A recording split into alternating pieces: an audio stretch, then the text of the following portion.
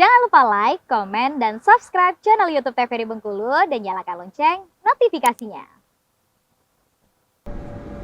Balik lagi di Opini Obrolan Pagi nih. Pemirsa masih dengan tema yang sama, yaitu mencari untung di dunia online. Dan masih bersama dengan Ibu Denti.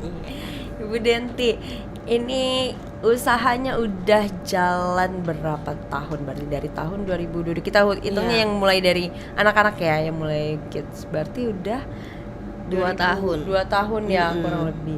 Udah 2 tahun. Ini apa nih targetnya di tahun ini? Apa resolusinya tahun ini? Ya yang pastinya pasti harus terus berkembang usahanya kan. Jadi dari yang sedikit harus bertambah lagi bagus gitu nah usahanya dari segi barangnya gitu kan. Karena ya namanya mulai usaha dari awal itu pasti butuh modalnya yang besar kan.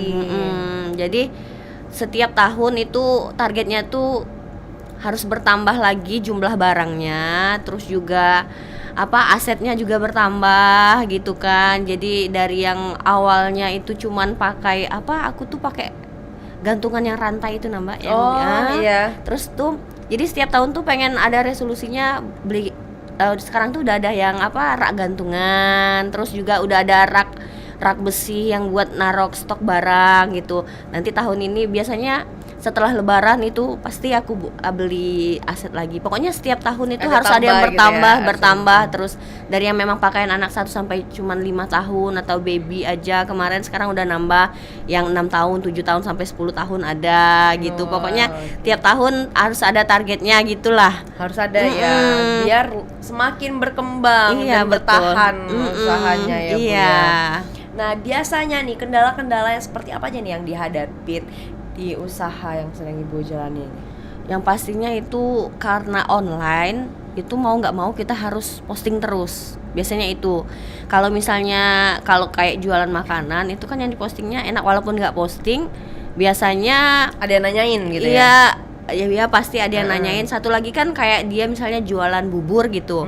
Orang udah tahu dia tuh jualan bubur, menunya ini aja gitu. Nah tapi kalau fashion kayak anak ini kan berganti-ganti terus kan trennya. Jadi itu harus diposting hampir setiap hari. Karena kalau kita nggak posting itu pasti omsetnya turun.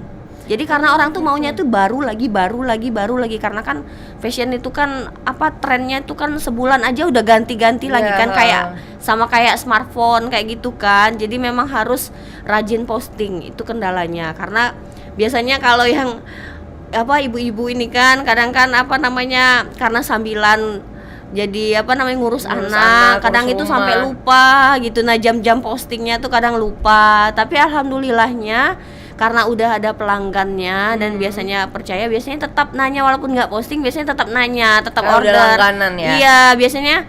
Atau biasanya aku buat captionnya tuh kalau mau cepet responnya langsung aja WhatsApp gitu. Nanti dikirimin fotonya karena kadang nggak semuanya itu bisa terposting gitu.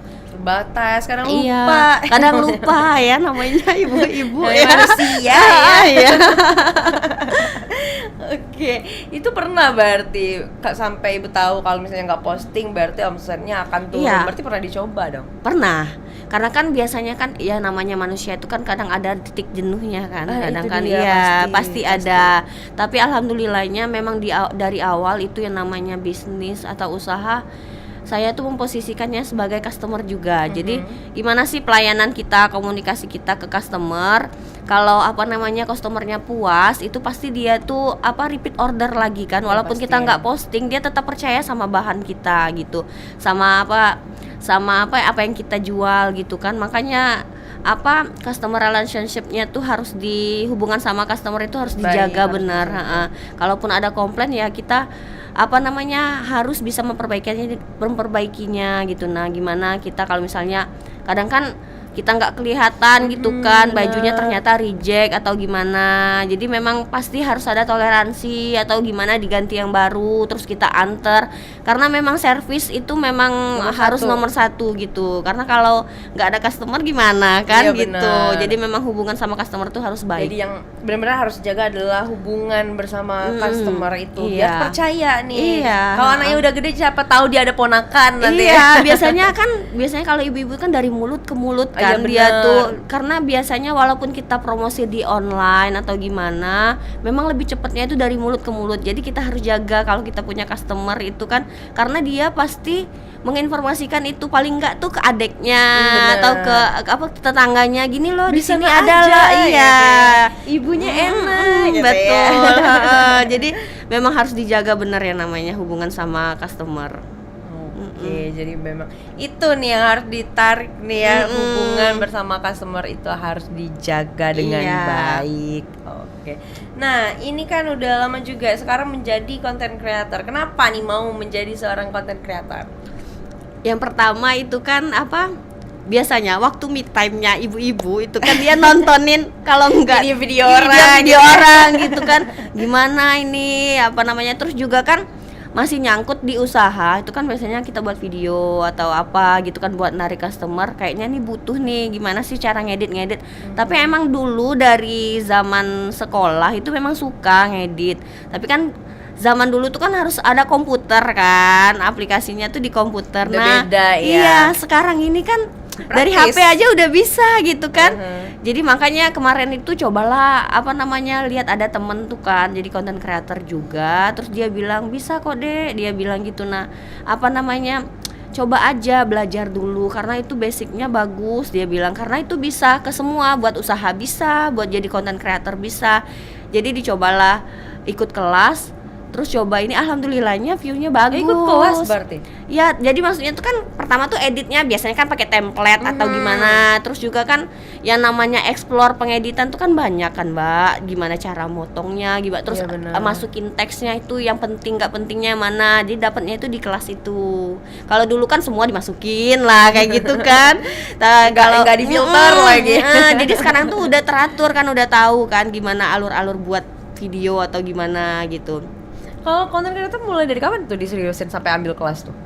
Kalau konten kreator tuh baru, Mbak, aku kemarin baru Oktober kalau nggak salah. Nggak, Oktober kemarin. Jadi mulai tertarik tuh buat ngedit video. Pertamanya pakai template, tapi terus kata teman-teman tuh enakan tuh edit sendiri, dia bilang gitu. Tapi edit sendiri itu kan Idenya harus ngalir nih. Iya, Heeh. otodidak kan. Terus gimana sih, kayak orang tuh kan bisa kayak gitu, orangnya jadi banyak gitu atau gimana gitu kan. Jadi makanya tertarik lah, apa namanya, nanya sama teman ini ada kelasnya nggak, apa ada, ternyata dia bilang gitu. Ya udah cobain gitu, karena juga ngefek sama usaha kan, karena kita posting terus juga kan. Jadi makanya jadi sambilan, jadi yang darinya IG-nya pribadi akhirnya dibuat jadi konten kreator gitu. Sambilan ternyata banyak responnya bagus gitu. Oh, ternyata memang teknologi digital sekarang itu Luar nggak bisa, kita harus biasa. melek kayaknya. Iya, memang harus Heeh. melek. Apalagi yang punya usaha kayaknya harus banget sih, daripada pakai jasa endorse kan. Luar biasa Gimana lagi kalau ya. di endorse sendiri Iya, kan? jadi nanti budgetnya gaji diri sendiri aja Iya, gitu ya. betul. Heeh. Nah, Ibu, kalau kita kan udah lama nih buka usahanya, gimana sih caranya agar tetap konsisten gitu loh, agar tetap bertahan terus usahanya, tetap ada target yang harus dicapai, karena kan biasanya nih cepat gulung tikar karena nggak konsisten biasanya Iya. nih. Apalagi kalau punya usaha sendiri kan, yang memanage diri kita sendiri kan itu ya kita sendiri gitu Iya, loh. Itu kan salah satu hal yang susah juga ya. Itu gimana sih cara Ibu? Kalau saya yang pasti itu tuh antara keuangan pribadi sama apa usaha itu tuh dibedain. Jadi nggak Oke. satu itu, karena kan biasanya tuh kan di sanalah apa namanya uang pribadi, di sana uang usaha kan, karena dulu kayak gitu. Tapi Sebelum ada kelas itu ya? setelah belajar keuangan atau itu ternyata memang harus dibedain. Jadi kita tahu tuh penghasilan dari usaha kita berapa, dia bilang. Terus juga apa namanya, karena kan biasanya orang-orang itu apa tergiur ketika melihat omsetnya besar. bener Iya, banget. jadi ketika omset besar langsung nih beli ini konsumtif. Kalap langsung. Iya, biasanya tuh kan hasil usahanya besar, dia konsumtif. Jadi dia beli mobil misalnya, atau beli HP baru atau gimana kan. Nah, tapi kalau misalnya karena udah belajar, jadi dia bilang kan itu baru omset, karena kan belum untungnya, dia bilang gitu.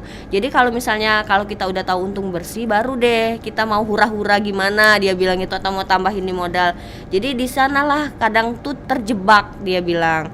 Jadi ketika omsetnya besar, dia pikir itu udah untungnya semua. Padahal itu masih kotor. Iya, jadi di apa namanya dihabiskanlah sama hal-hal yang misalnya bukan untuk ditambah ke modalnya gitu. Akhirnya makanya sering apa? Sering iya collabs Sering gitu. Tuh gulung Heeh, tikar. iya. Oke, gimana jelasnya nanti kita lanjutin lagi ya Ibu ya. Iya. Sekarang kita jeda dulu. Untuk pemirsa jangan kemana-mana, tetaplah bersama kami di Opini Obrolan Pagi ini.